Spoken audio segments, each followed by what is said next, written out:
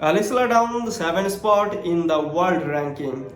Alexela slid the world number 47 in the latest Women Tennis Association ranking released on Monday.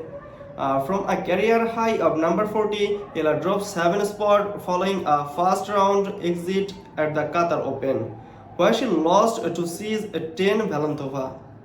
The 18 years old Valentova climbed 5 spot to world number 43.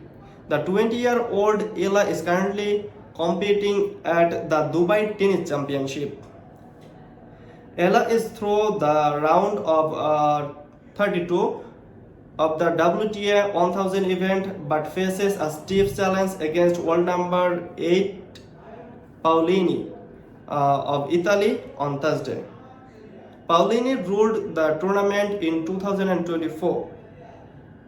The Filipino tennis has advanced to the second round after American Hailey retired early in the second set of their round of 64 match Monday morning, Manila time.